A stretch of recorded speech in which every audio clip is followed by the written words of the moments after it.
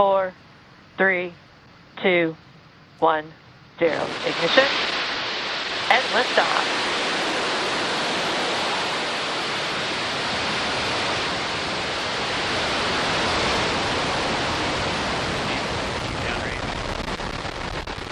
Chamber pictures, Tom.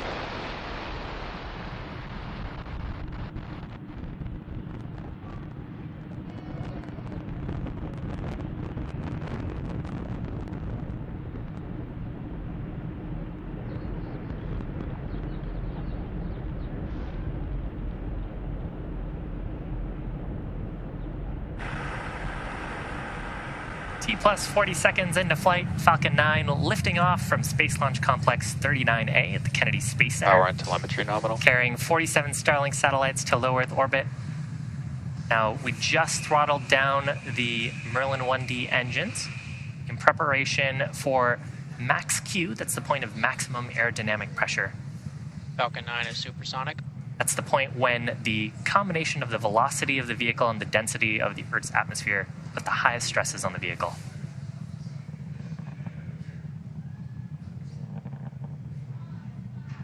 Max Q. So with that, we are through the point of maximum aerodynamic pressure. Stresses on the vehicle will continue to decrease as we continue up to orbit. We've got 3 events happening in quick succession. First of those will be main engine cutoff, or MECO, followed by stage separation, and then second engine start number 1, or SES1. Main engine cutoff is where all 9 of the Merlin 1D engines will shut down to slow down the vehicle in preparation for stage separation. That's where the first and second stages will separate using those pneumatic mechanisms in the interstage. Right after stage separation, the first stage will be making its way back to Earth for landing. And we will be attempting to recover the first stage today on a drone ship stationed out in the Atlantic named Just Read the Instructions. Vehicle is following a nominal trajectory. Now, while that's happening, stage 2 will continue on its journey with the third event. That's second engine start number 1, or SES1. It'll start its Merlin vacuum engine and take those Starlink satellites to orbit. It's coming up, just a few seconds. MECO, main engine cutoff, followed by stage sep, and then SES1.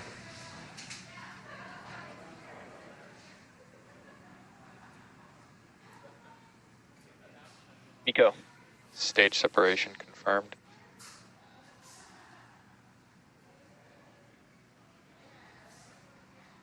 Now we'll see pretty shortly here fairing deployment as well.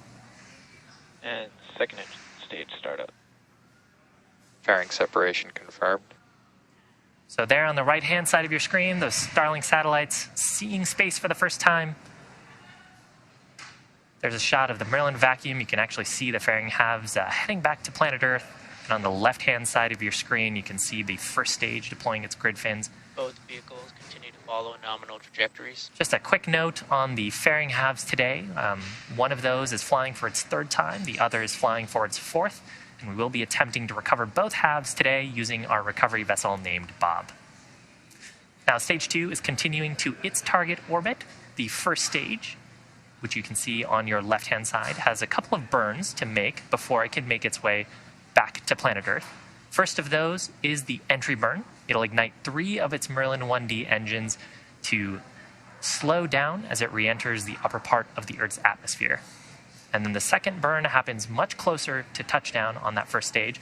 It'll ignite just its single center Merlin engine for the landing burn. And that's what brings the vehicle speed rapidly down to 0 so we can have a soft touchdown on the drone ship. Right-hand side of your screen, you can see the Merlin vacuum engine on the second stage with some beautiful shots of Earth behind us. Glowing that orange color. The second stage engine will continue to burn until about T plus 8 minutes, so it's got a few minutes to go here.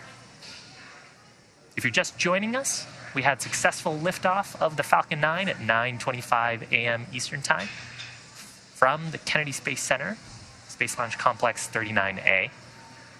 On the left-hand side of your screen is a live view of the first stage with its grid fins extended, preparing for its next major event, which is the entry burn.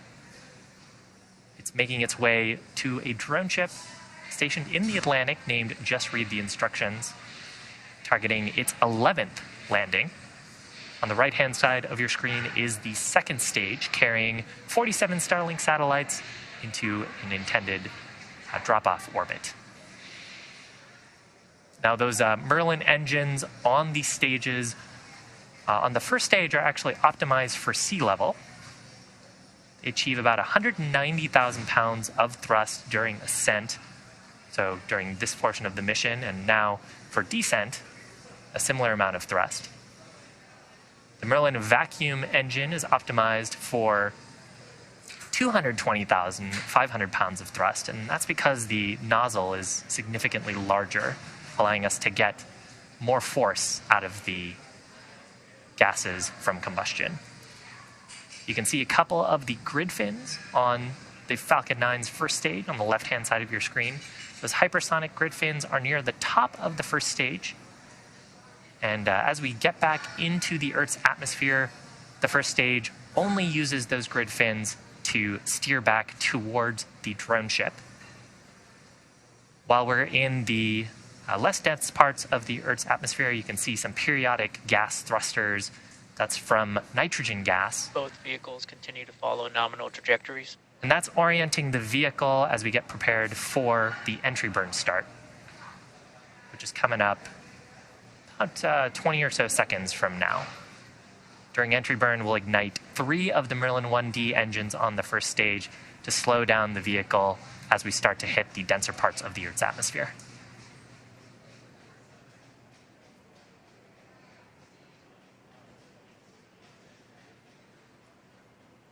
Stage 1, entry burn, startup.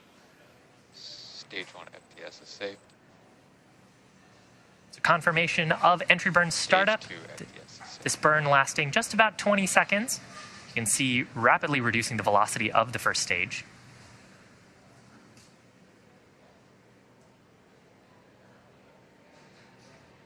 Stage 1, entry burn, shutdown. So confirmation of shutdown of the entry burn. From here, the grid fins are going to play a more and more important role as we enter into the thicker parts of the Earth's atmosphere. As we flew through the exhaust plume from that entry burn, we actually deposited a layer of soot on the rocket. If you've followed our missions before, you know that soot on a first stage indicates that we've flown it before. That actually comes from the Rocket Propellant 1 kerosene combustion from Falcon 9's propellants. Rocket Propellant 1 is a carbon-based propellant, so as we burn it, it generates a little bit of soot, which is deposited onto the vehicle.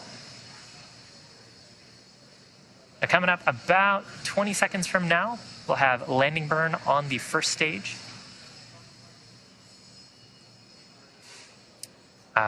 We may not have video confirmation of that part of the mission, so I'll try to give callouts if I can hear them on the nets. And simultaneously, so there's callout there for the landing burn start. Simultaneously, during the landing burn, the landing legs will deploy on the first stage for hopefully a soft touchdown, and then the second stage, which we have on our screen, should also complete its first burn. Stage 1, landing leg deploy. So 4 landing legs deployed on the first stage, confirmed by the ground control team. Stage 1, landing confirmed. And confirmation, 11th successful landing of that first stage. Pico. 26th overall landing on Just Read the Instructions. There you can see a shot there. We also had a call out. Nominal orbit insertion. 2 callouts there on the second stage, confirmation of second engine cutoff, and a nominal orbit, which means those Starlink satellites are right where they want to be for the upcoming payload deployment. Now, those 47 Starlink satellites are scheduled to be deployed about an hour from now. However, we won't have live audio or visual coverage of the payload deployment due to a lack of ground station coverage at the scheduled time. We will regain signal with our ground station at about T+1 hour and 19 minutes. So for those of you interested, we'll keep the audio-only countdown nets up on our YouTube channel, and we'll confirm successful payload deployment